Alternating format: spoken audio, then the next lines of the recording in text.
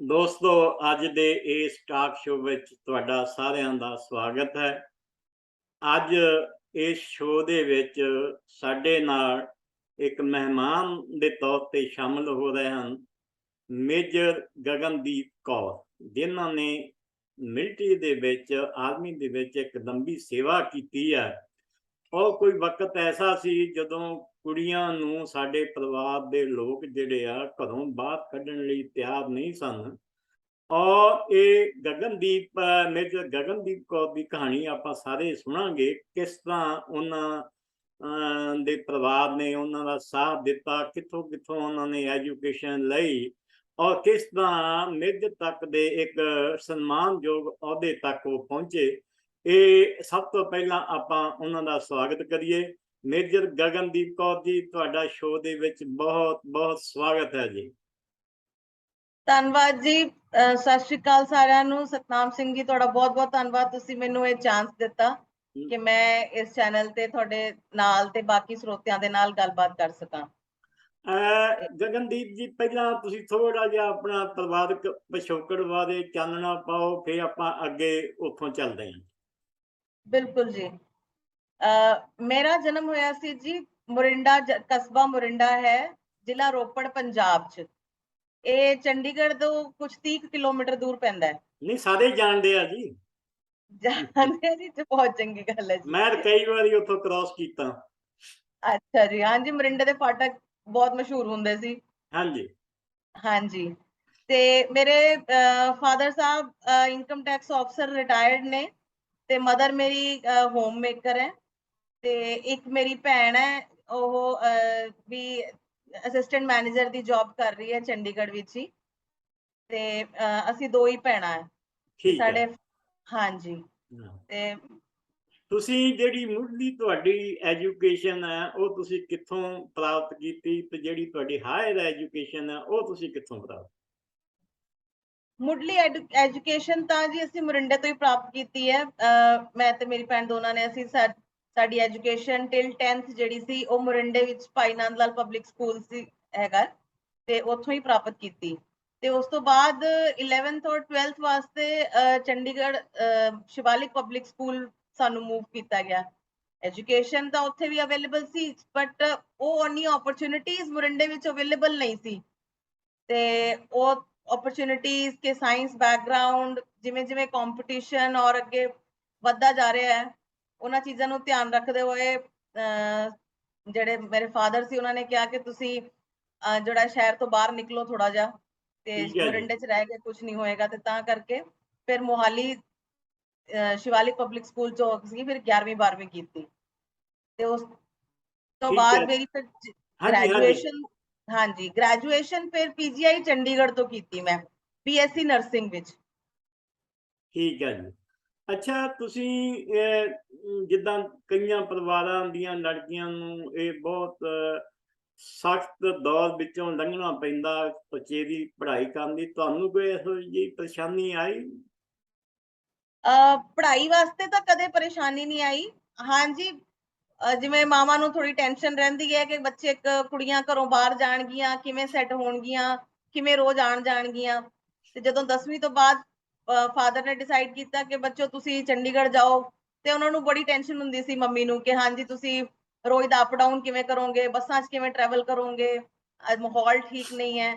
But ਹੌਲੀ ਹੌਲੀ confidence ਉਹਨਾਂ ਨੂੰ ਆਉਂਦਾ ਗਿਆ ਸਾਨੂੰ ਦੇਖ ਕੇ, ਨਾਲੇ ਫਾਦਰ ਦੀ ਸਪੋਰਟ ਸੀ, ਫਿਰ ਆਪ ਵੀ she is a bold woman. Mummy ਵੀ ਕਾਫੀ ਬੋਲਡ ਹੈ ਵੈਸੇ ਤੇ, ਬਟ ਉਹੀ ਕੁੜੀਆਂ ਦੇ ਮਾਮਲੇ 'ਚ ਥੋੜਾ ਜਿਆਦਾ ਡਰ ਹੁੰਦਾ ਹੀ ਆ ਉਹਨਾਂ ਨੂੰ। ਹੋ ਜਾਂਦਾ ਜੀ, ਹੋ ਜਾਂਦਾ।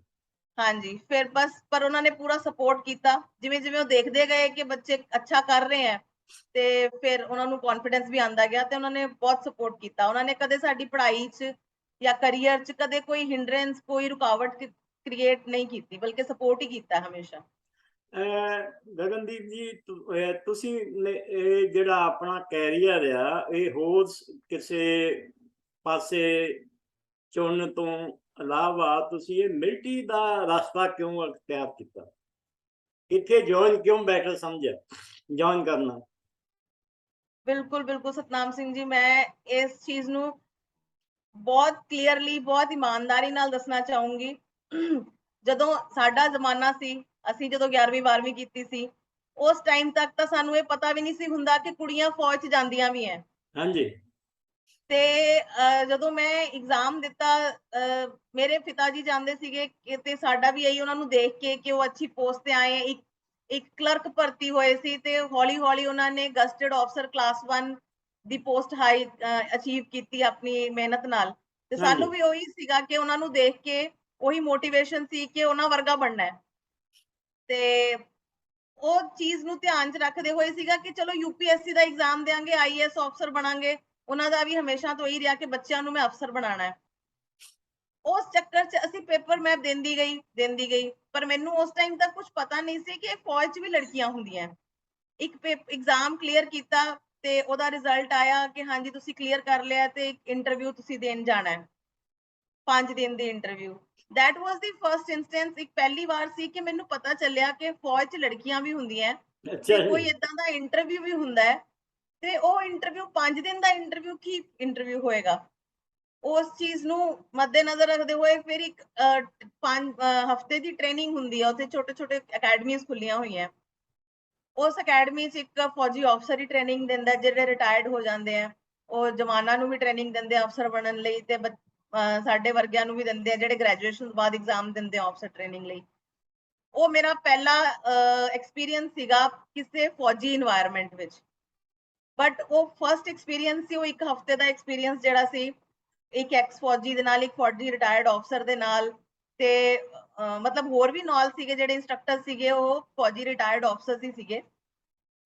ਬਾਕੀ ਹੋਰ ਵੀ ਸਟਾਫ ਸੀ ਉਹਨਾਂ ਦਾ, ਜਿਹੜਾ ਕੰਡਕਟਿੰਗ ਸਟਾਫ ਸੀ। ਮਤਲਬ ਪਹਿਲਾ ਫੌਜੀ ਇਨਵਾਇਰਨਮੈਂਟ ਸੀ। ਉਸ ਇਨਵਾਇਰਨਮੈਂਟ ਨੇ ਮੈਨੂੰ ਇੰਨਾ ਜ਼ਿਆਦਾ ਇੰਪ੍ਰੈਸ ਕਰ ਦਿੱਤਾ, ਜਾਂ ਕਹਿ ਲਓ ਕਿ ਮੈਂ ਇੰਨੀ ਜ਼ਿਆਦਾ ਉਹਦੇ ਵੱਲ ਰੁਝਾਓ ਵੱਧ ਗਿਆ ਕਿ ਮੈਂ ਬਾਕੀ ਚੀਜ਼ਾਂ ਭੁੱਲ ਗਈ ਕਿ ਹੋਰ ਵੀ ਕੁਝ ਕਰਨਾ ਹੈ। then it was only ਕਿ ਫੌਜ ਹੀ ਜੁਆਇਨ ਕਰਨੀ ਹੈ, ਯੂਨੀਫਾਰਮ ਹੀ ਪਾਣੀ ਹੈ ਤੇ ਕੰਟਰੀ ਲਈ ਹੀ ਸਰਵ ਕਰਨਾ ਹੈ। ਮਤਲਬ ਉਹਨਾਂ ਦੀ ਡੈਡੀਕੇਸ਼ਨ ਇੰਨੀ ਜ਼ਿਆਦਾ ਸੀ, ਉਹਨਾਂ ਨੂੰ ਦੇਖ ਕੇ ਕਹਿੰਦੇ ਇੱਕ ਫੌਜੀ ਨੂੰ ਦੇਖ ਕੇ ਹੀ ਫੌਜੀ ਨੂੰ ਮੋਟੀਵੇਸ਼ਨ ਮਿਲਦੀ ਹੈ, ਤੇ ਉਹੀ ਮੇਰੇ ਨਾਲ ਹੋਇਆ। ਬਿਲਕੁਲ। ਸਭ ਤੋਂ ਪਹਿਲੀ ਪੋਸਟਿੰਗ ਤੁਹਾਡੀ ਕਿਹੜੇ ਸ਼ਹਿਰ ਦੇ ਵਿੱਚ ਹੋਈ? ਮੇਰੀ ਪਹਿਲੀ ਪੋਸਟਿੰਗ ਸੀ ਜੀ ਕੁਪਵਾੜਾ ਸ਼ਹਿਰ।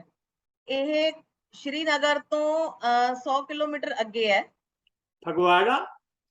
ਕੁਪਵਾੜਾ, ਹਾਂ ਕੁਪਵਾੜਾ ਜੰਮੂ ਕੁਪਵਾੜਾ, ਕਸ਼ਮੀਰ। ਕੁਪਵਾੜਾ ਸੁਣਿਆ। ਹਾਂਜੀ, ਹਾਂਜੀ ਕੁਪਵਾੜਾ ਹੈ ਜੀ ਜੰਮੂ ਕਸ਼ਮੀਰ ਦੇ ਵਿੱਚ।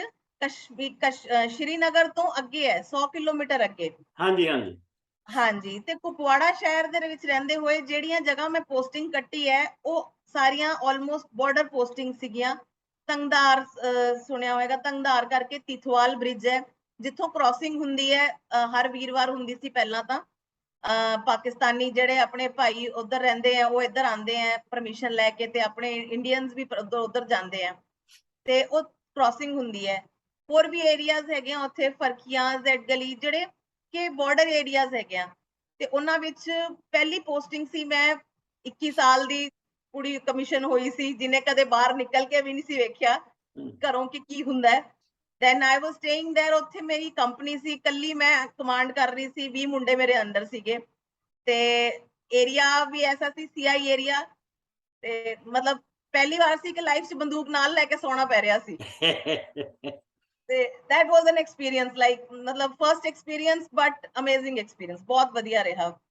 ਤੁਹਾਨੂੰ ਮੇਜਰ ਤੱਕ ਦੇ ਅਹੁਦੇ ਤੱਕ ਪਹੁੰਚਣ ਲਈ ਬਹੁਤ ਸਾਰੀ ਤਪੱਸਿਆ ਕਰਨੀ ਪਈ ਹੋਊਗੀ, ਦੁੱਖ ਸੁੱਖ ਝੱਲਣੇ ਪਏ ਹੋਣਗੇ। ਤੁਹਾਡਾ ਇਨੀਸ਼ੀਅਲ ਸਟੇਜ ਤੇ ਜਿਹੜੀ ਪੋਸਟਿੰਗ ਹੋਈ ਔਰ ਮੇਜਰ ਤੱਕ ਤੁਸੀਂ ਪਹੁੰਚੇ, ਮੇਜਰ ਦੇ ਅਹੁਦੇ ਤੱਕ ਪਹੁੰਚੇ, ਉਹਦੇ ਵਿੱਚ ਜੋ ਜੋ ਤੁਹਾਨੂੰ ਕਠਿਨਾਈਆਂ, ਪ੍ਰੋਬਲਮਸ ਆਈਆਂ, ਉਹ ਸਾਡੇ ਦਰਸ਼ਕਾਂ ਨਾਲ ਤੁਸੀਂ ਸ਼ੇਅਰ ਕਰੋ। ਹਾਂਜੀ ਬਿਲਕੁਲ। ਜਦੋਂ ਮੈਂ ਜੁਆਇਨ ਕੀਤਾ ਸੀ ਐਜ਼ ਅ ਲੈਫਟੀਨੈਂਟ, ਉਸ ਟਾਈਮ ਆਈ ਵਾਸ 21 22 ਇਅਰਸ 올ਡ। ਤੇ ਉਸ ਟਾਈਮ ਤੇ ਨਾ ਤਾਂ ਸਾਨੂੰ ਬਾਹਰ ਦੀ ਨੌਲੇਜ ਹੁੰਦੀ ਹੈ, ਘਰੋਂ ਬਾਹਰ, ਕਾਲਜ ਤੋਂ ਬਾਹਰ ਨਿਕਲ ਕੇ ਕੁਝ ਦੇਖਿਆ ਨਹੀਂ ਹੁੰਦਾ। ਤੇ ਫੌਜ ਦਾ ਇਨਵਾਇਰਨਮੈਂਟ ਤਾਂ ਬਹੁਤ ਹੀ ਜ਼ਿਆਦਾ ਡਿਸਪਲਿਨਡ, ਔਰ ਉਹਨਾਂ ਦਾ ਆਪਣਾ ਹੀ ਕਲਚਰ ਹੈ। ਫੌਜ ਦਾ ਕਲਚਰ ਇੱਕ ਇਨਬਿਲਟ ਕਲਚਰ ਹੈ, ਤੇ ਉਹਨੂੰ ਫੋਲੋ ਕਰਨਾ। ਅਡੈਪਟੇਬਿਲਿਟੀ ਬਹੁਤ ਜ਼ਿਆਦਾ ਚਾਹੀਦੀ ਸੀ ਉਸ ਟਾਈਮ, ਫਲੈਕਸੀਬਿਲਿਟੀ, ਮਤਲਬ ਨਵੀਆਂ ਚੀਜ਼ਾਂ ਲਰਨ ਕਰਨਾ ਤੇ ਉਹਨਾਂ ਦੇ ਵਿੱਚ ਹੀ ਰਲ ਮਿਲ ਜਾਣਾ। that was the biggest thing, ਜਿਹੜੀ ਕਿ ਅਸੀਂ ਸਿੱਖੀ, ਸਾਨੂੰ ਟ੍ਰੇਨਿੰਗ 'ਚ ਸਿਖਾਈ ਗਈ ਪਹਿਲਾਂ ਤਾਂ ਕਿ ਤੁਸੀਂ ਆਹੀ ਕਰਨਾ ਹੈ। ਇਹ ਕਰੋਗੇ ਤਾਂ ਹੀ ਅੱਗੇ ਸਕਸੈਸਫੁਲ ਹੋਵੋਗੇ। ਹਾਂਜੀ ਉਹਨਾਂ ਚੀਜ਼ਾਂ ਨੂੰ ਅਡੈਪਟ ਕਰਨਾ ਵਾਸ ਦੀ ਬਿਗੇਸਟ ਥਿੰਗ। ਲੈਫਟੀਨੈਂਟ ਰਹੀ ਮੈਂ, ਫਿਰ ਮੈਂ ਚੰਡੀਗੜ੍ਹ ਪੋਸਟਡ ਰਹੀ 2 ਸਾਲ। ਉਸ ਤੋਂ ਬਾਅਦ ਮੈਂ ਇਲਾਹਾਬਾਦ ਪੋਸਟਡ ਰਹੀ।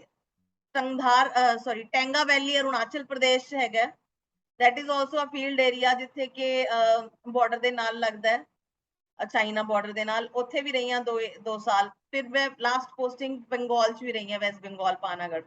ਹਾਂਜੀ ਤੇ ਇਹਨਾਂ ਸਾਰੀਆਂ ਜਗ੍ਹਾ 'ਚ ਪ੍ਰੋਬਲਮਸ, ਜੋ ਬੇਸਿਕ ਪ੍ਰੋਬਲਮ ਸਾਰਿਆਂ ਨੂੰ ਆਉਂਦੀ ਹੈ, ਉਹ ਸਾਰੇ ਆਫਸਰਸ ਨੂੰ ਹੀ ਆਉਂਦੀ ਹੈ, ਸਾਨੂੰ ਵੀ ਉਹੀ ਆਈ। ਸ਼ਿਫਟਿੰਗ ਇੱਕ ਜਗ੍ਹਾ ਤੋਂ ਦੂਸਰੀ ਜਗ੍ਹਾ, ਨਵੇਂ ਲੋਕ, ਨਵਾਂ ਕਲਚਰ। ਫੌਜੀ ਤੇ ਸਾਰੇ ਸੇਮ ਹੀ ਹੁੰਦੇ ਆ, ਪਰ ਅਸੀਂ ਬਾਹਰ ਵਾਲਿਆਂ ਨਾਲ ਵੀ ਡੀਲ ਕਰਨਾ ਹੈ। ਨਵੀਂ ਜਗ੍ਹਾ, ਕਦੇ ਪੰਜਾਬ 'ਚ ਕਦੇ ਅਸੀਂ ਠੰਡ ਨਹੀਂ ਦੇਖੀ ਜ਼ਿਆਦਾ, ਮਤਲਬ ਬਰਫ਼ ਨਹੀਂ ਦੇਖੀ। ਕੁਪਵਾੜਾ 'ਚ ਬਰਫ਼ ਤੋਂ ਇਲਾਵਾ ਕੁਝ ਦਿਖਦਾ ਨਹੀਂ ਸੀ, ਦਿਸਦਾ ਨਹੀਂ ਸੀ। ਹੈ ਨਾ। ਪਹਾੜ ਆਪਾਂ ਇੰਨੇ ਨਹੀਂ ਦੇਖੇ ਪੰਜਾਬ 'ਚ ਜਿੰਨੇ ਅਸੀਂ ਅਰੁਣਾਚਲ ਪ੍ਰਦੇਸ਼ 'ਚ ਪਹਾੜ ਤੇ ਉਹ ਸਭ ਦੇਖੇ। ਤਾਂ ਟੈਰੇਨ ਦਾ ਡਿਫਰੈਂਸ, ਵੈਦਰ ਦਾ ਡਿਫਰੈਂਸ, ਮਾਹੌਲ ਦਾ ਡਿਫਰੈਂਸ, ਫਿਰ ਸਟ੍ਰਿਕਟ ਰੂਲ, ਡਿਸਪਲਿਨ, ਐਵਰੀਥਿੰਗ। ਉਹ ਸਭ ਚੀਜ਼ਾਂ ਦੇ ਨਾਲ ਨਾਲ ਹੋਰ ਵੀ ਚੀਜ਼ਾਂ ਹੁੰਦੀਆਂ, ਲਾਈਕ ਹਾਲੇ ਵੀ ਕਿਤੇ ਕਿਤੇ ਇਹ ਹੁੰਦਾ ਹੈ ਕਿ ਲੇਡੀ ਤੋਂ ਕਮਾਂਡ ਲੈਣਾ ਬੰਦਿਆਂ ਲਈ ਬਹੁਤ ਡਿਫਿਕਲਟ ਹੁੰਦਾ ਹੈ। ਯੈਸ।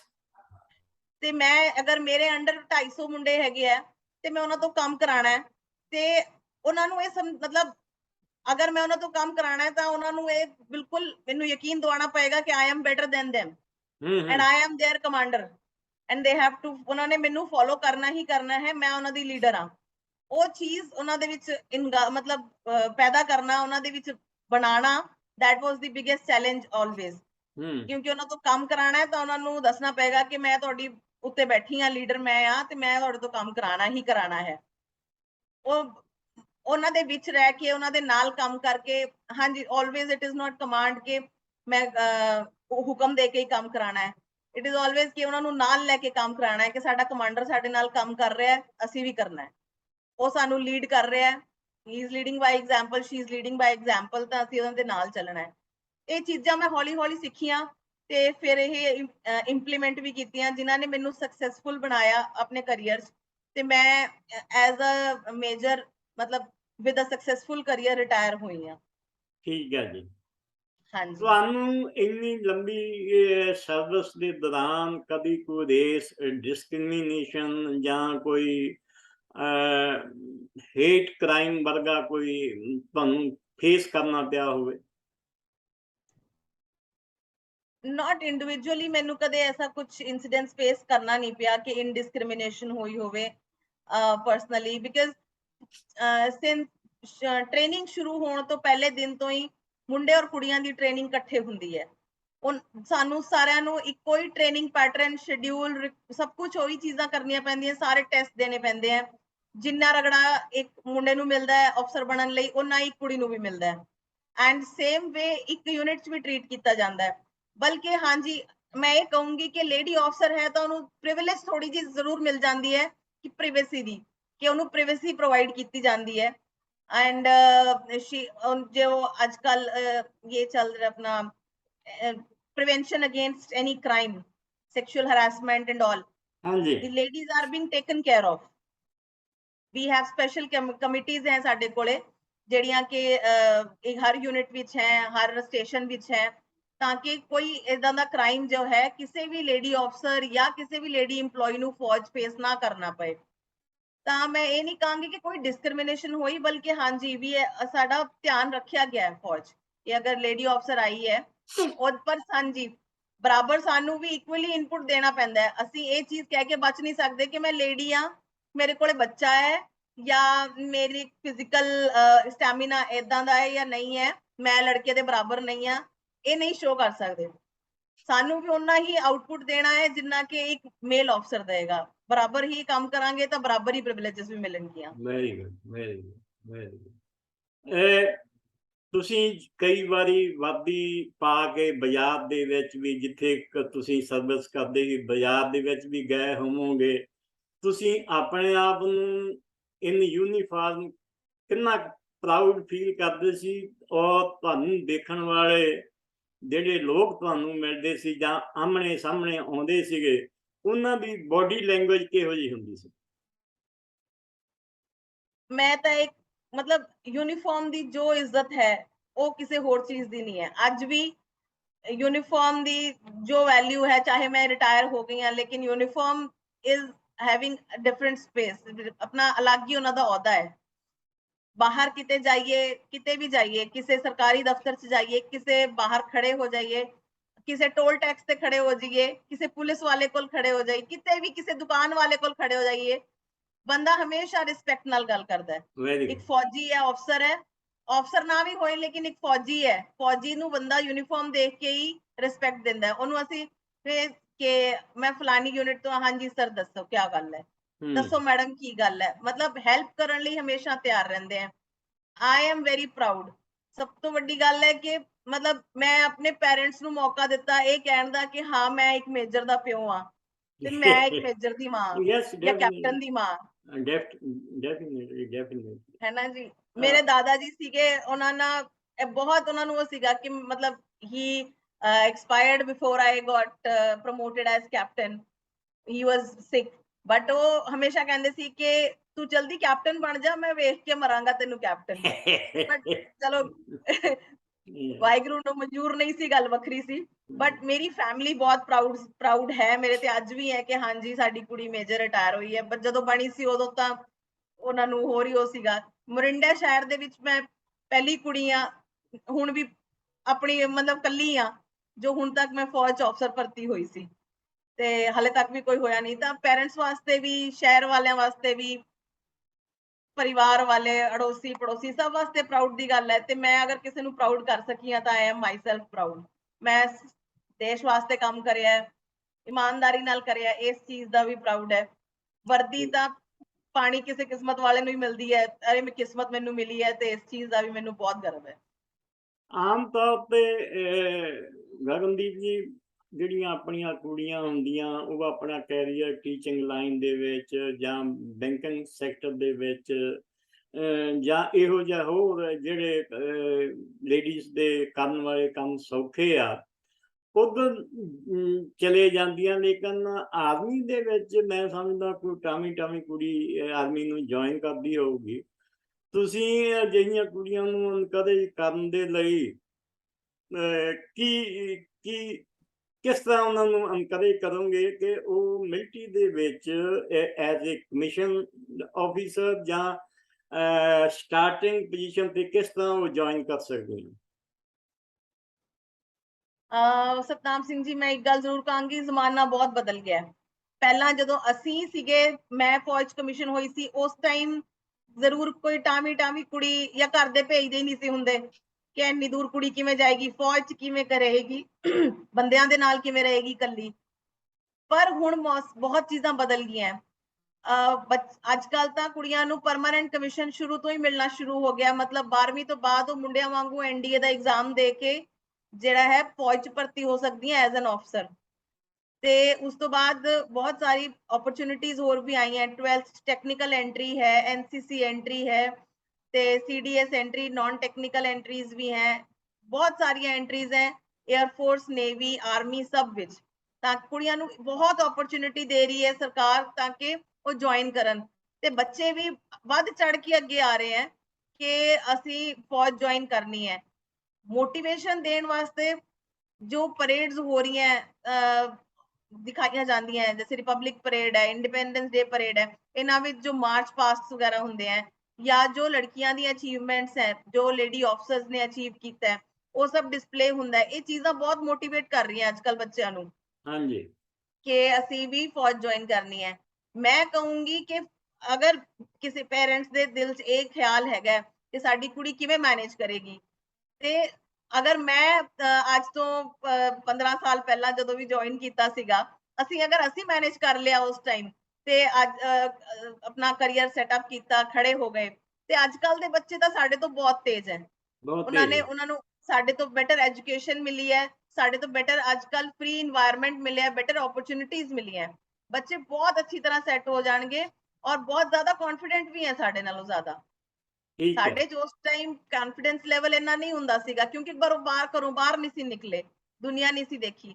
ਅੱਜ ਕੱਲ ਬੱਚੇ ਸਮਾਲਰ ਐਜੂਕੇਸ਼ਨ ਵਾਸਤੇ ਹੀ ਬਹੁਤ ਬਾਹਰ ਆ ਜਾਂਦੇ ਆ, ਇੰਡੀਪੈਂਡੈਂਟ ਜਲਦੀ ਹੋ ਜਾਂਦੇ ਆ।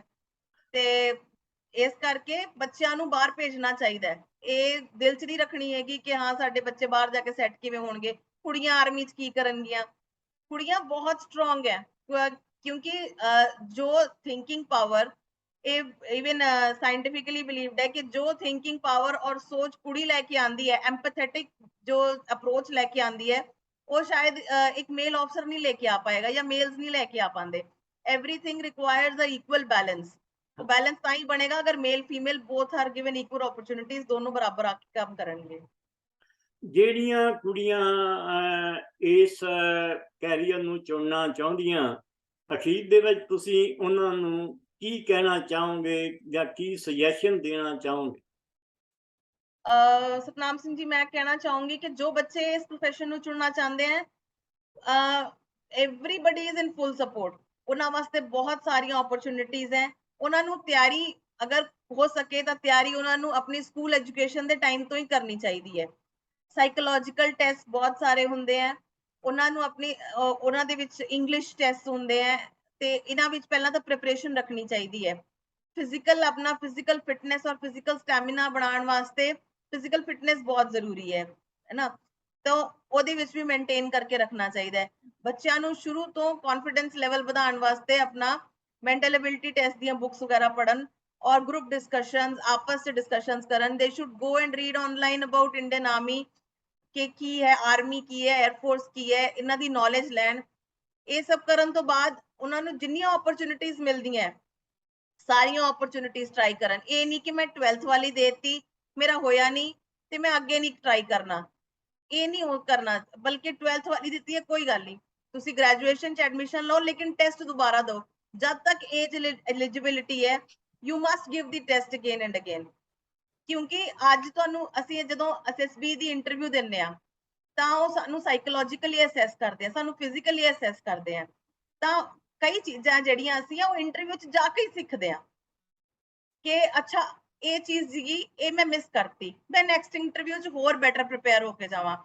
ਚਲੋ SSB ਚ ਅਗਰ ਮੈਂ ਕਹਿੰਦੀ ਹਾਂ ਇੱਕ ਪਾਸੇ ਅਗਰ ਅਸੀਂ ਫੌਜ ਚ ਨਾ ਵੀ ਭਰਤੀ ਹੋਏ, at least will be a better human being.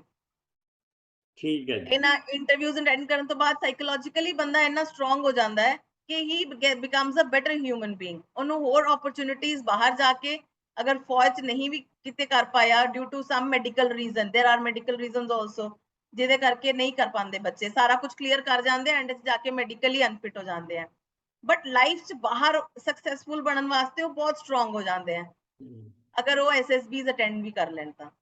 Gagandeep ਜੀ, ਤੁਸੀਂ ਆਪਣਾ ਕੀਮਤੀ ਸਮਾਂ ਕੱਢ ਕੇ ਸਾਡੇ ਦਰਸ਼ਕਾਂ ਨਾਲ ਆਪਣੇ ਵਿਚਾਰ ਸਾਂਝੇ ਕੀਤੇ ਆ।